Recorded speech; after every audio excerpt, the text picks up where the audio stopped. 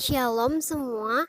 Tema pembelajaran kita pada hari ini dari bab 5, Roh Kudus memperbaharui gereja.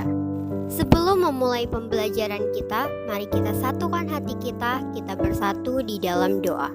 Puji dan syukur kami limpahkan ke dalam hadirat-Mu Bapa, karena pada pagi hari ini kami masih bisa belajar dan berkumpul bersama. Ya Bapa, sebentar kami akan belajar tentang Roh Kudus memperbarui gereja. Kiranya Engkau memberkati hati dan pikiran kami agar kami dapat melakukan apa yang seturut dengan kehendak-Mu. Terima kasih ya Bapa, haleluya, amin. Peta konsep sebagai acuan pembelajaran kita. A. Gereja sebagai komunitas baru. B. Taurat yang ditulis di dalam hati. C. Roh Kudus sebagai agen pembaharuan gereja. D. Komunitas yang inklusif. A. Gereja sebagai komunitas baru. Perubahan yang dahsyat terjadi pada waktu gereja perdana terbentuk. Gereja sebagai komunitas kerajaan iman. B. Taurat yang ditulis di dalam hati. Gereja adalah komunitas umat Allah yang diperbarui.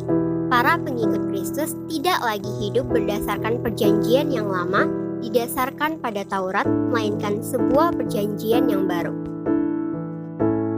C. Roh Kudus sebagai agen pembaruan gereja. Gereja perdana adalah komunitas yang diperbarui sehingga komunitas itu tidak terjebak oleh belenggu hukum Taurat.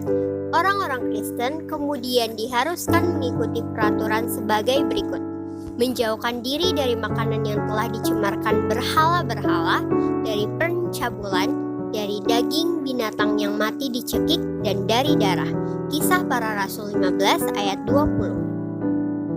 D. Komunitas yang inklusif. Perubahan apalagi yang dapat kita temukan dalam gereja perdana itu? Untuk memahaminya, kita perlu memahami terlebih dahulu bahwa orang-orang Yahudi hidup secara eksklusif. Mereka menganggap diri mereka lebih baik daripada bangsa-bangsa lain. Namun demikian, dalam Kisah Para Rasul 2, digambarkan bahwa gereja perdana terdiri dari orang-orang berbagai daerah di seluruh dunia. Ini berarti, walaupun pada mulanya murid-murid Yesus terdiri dari orang-orang Yahudi, bahkan hanya satu daerah saja yaitu Galilea, gereja perdana sudah berdiri dari orang-orang yang berasal dari latar belakang bahasa dan budaya yang berbeda-beda. 1. Kehadiran orang-orang Helenis. Selain kehadiran orang-orang dari berbagai latar belakang bahasa dan budaya itu, ternyata gereja perdana juga berisi Helenis, yaitu orang-orang yang berbahasa Yunani dan kemungkinan bukan orang keturunan Yahudi. Dalam Kisah Para Rasul 6 ayat 1-7 dikatakan bahwa para murid semakin kewalahan karena semakin banyak jumlah orang-orang yang bergabung menjadi warga gereja. Karena itulah, para rasul kemudian mengangkat 7 orang diakon, artinya pelayan meja. Ketujuh diakon yang diangkat itu adalah Stefanus, Filipus, Prokorus, Nikanor, Timon, Parmenas, dan Nikolaus. Keputusan ini menarik karena orang-orang Helenis ini mendapatkan jabatan yang cukup tinggi di gereja. Mereka menjadi Kristen tanpa diwajibkan untuk menjadi orang Yahudi terlebih dahulu. Artinya, harus terlebih dahulu disunat dan dikenai berbagai kewajiban untuk menaati hukum Taurat. 2. Keterbukaan terhadap perempuan. Keterbukaan yang terjadi di gereja tidak terbatas pada kehadiran bangsa-bangsa lain. Kita juga melihat kehadiran kaum perempuan dalam kegiatan dan bahkan kepemimpinan gereja. Padahal selama ini kaum perempuan sama sekali tidak mempunyai peran dalam kegiatan peribadatan di rumah-rumah sembahyang Yahudi. Dalam Kisah Rasul 16 ayat 14-15 dan 40, kita menemukan nama seorang perempuan yang berperan besar dalam pelayanan Paulus, yaitu Lydia. Peranan perempuan tidak hanya tampak dari kisah yang pendek tentang Lydia ini. Dalam 1 Korintus 18 juga, kita menemukan seorang tokoh perempuan lainnya, yaitu Priscilla, istri dari Aquila. Aquila dan Priscilla tampaknya menjadi aktif misionaris karena dalam Kisah Rasul 18 ayat 26 dikatakan bahwa mereka bersama-sama menjelaskan firman Allah. Kepada Apolos yang belakangan menjadi salah seorang rasul juga penting. 1 1 Korintus 3 ayat 1-6.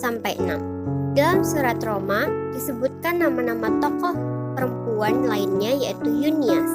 Nama ini disebut bersama-sama dengan Andronicus.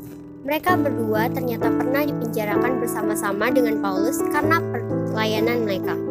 Roma 16 ayat 7. 3. Keterbukaan kepada kaum marginal. Siapa lagi orang-orang yang disambut sebagai bagian dari gereja perdana? Sebuah kisah yang pasti mengagetkan banyak jemaat di gereja perdana itu ialah ketika Filipus membaptiskan seorang sida-sida atau orang Kasim atau kebiri dari Ethiopia dalam Kisah Para Rasul 8 ayat 26-40. Sida-sida yang tidak kita kenal namanya ini adalah seorang pejabat pemerintah dan kepala pembendaharaan Sri Kendake, Ratu Ethiopia. 4. Sida-sida dan ritual Yahudi. Mengapa baptisan terhadap sida-sida ini bisa menimbulkan kehebohan di kalangan para murid dan gereja perdana? Siapakah sida-sida itu? Seorang suda-suda atau orang Kasim adalah laki-laki yang membuat zakarnya hancur dan sengaja dihancurkan. Di zaman dahulu, praktik ini biasanya dilakukan untuk menghasilkan laki-laki yang tidak mampu berhubungan seks sehingga ia dianggap aman untuk menjadi pengawal harem. Sekian pembelajaran hari ini. Shalom.